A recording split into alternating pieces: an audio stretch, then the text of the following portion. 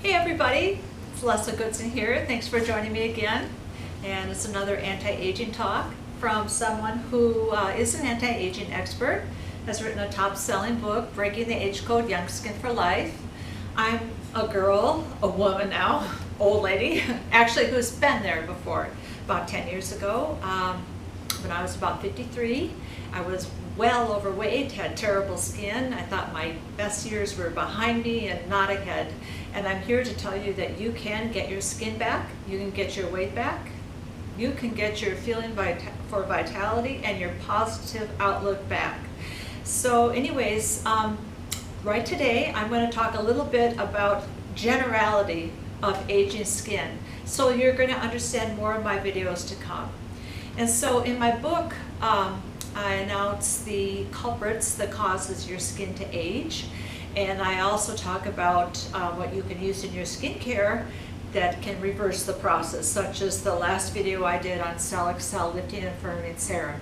But let's look into what causes your skin to age in the first place.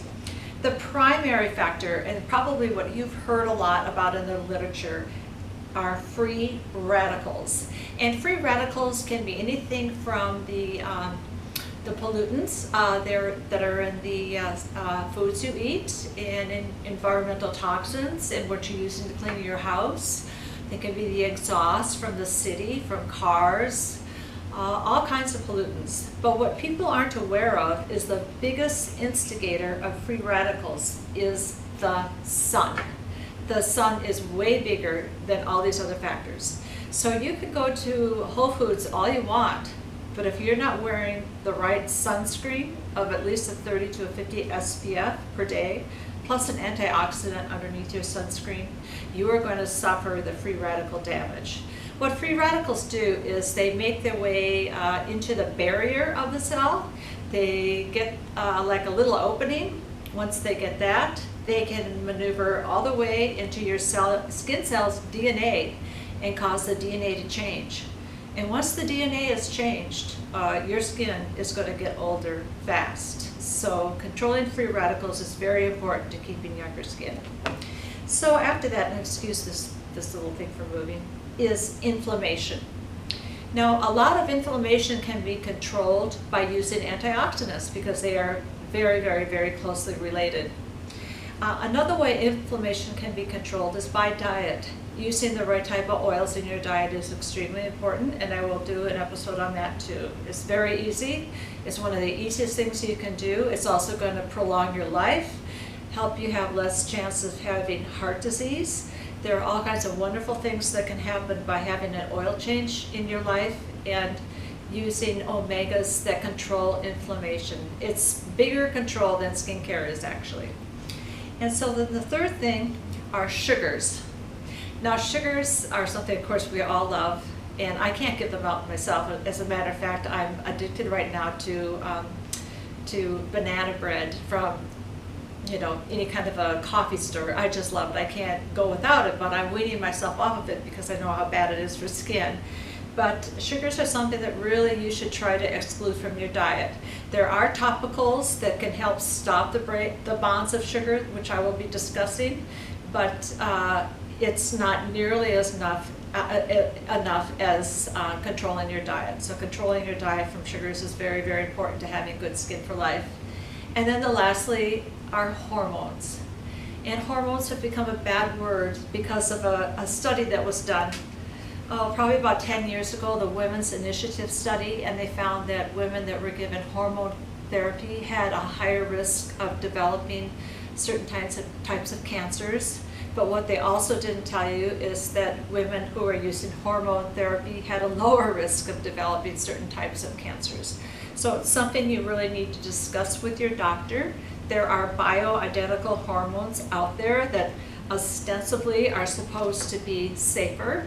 You know, the jury is still up on that. But I can tell you one thing, I am a hormone user myself. I can tell I went from gray all over and horribly older skin to having much younger skin, much better outlook on life, all those wonderful things, just from getting my hormones addressed. So if you feel like you want to go through menopause naturally and have the natural decline that comes immediately after menopause, that's up to you. That's up to you and your doctor. But I found that myself, the hormones were very important to keeping younger skin. So anyways, there's just a quick synopsis of the four culprits that lead to aging. We're going to cover each one, the topicals you can use that stop them, and also lifestyle changes that you can use to stop them. And then we also want to keep all the bad guys out. You want to keep all the bad guys out of your skin, and then you want to keep putting into your skin the good guys. And the good guys are your retinoids and your peptides. We just covered peptides with our Cell Excel lifting and firming serum. We're going to cover retinoids also. So keep the bad guys out, put the good guys in, and it's the good guys that do the reversal.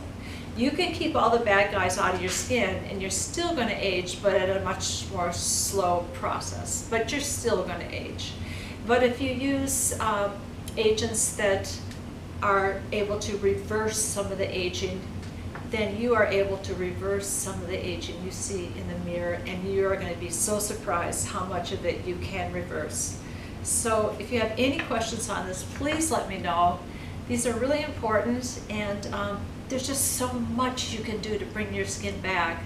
I can even talk about things you can do in the doctor's office, peels, lasers, all sorts of things, fat transfers. Anybody that wants to get their skin back and their youth back, just ask me. I have connections to physicians that can answer questions that I can't answer. So here I am again, folks, just another talk about skin and anti-aging. It's my passion. I have a line that's devoted to it. So see you next time. Thanks for tuning in. Love you all. Bye-bye.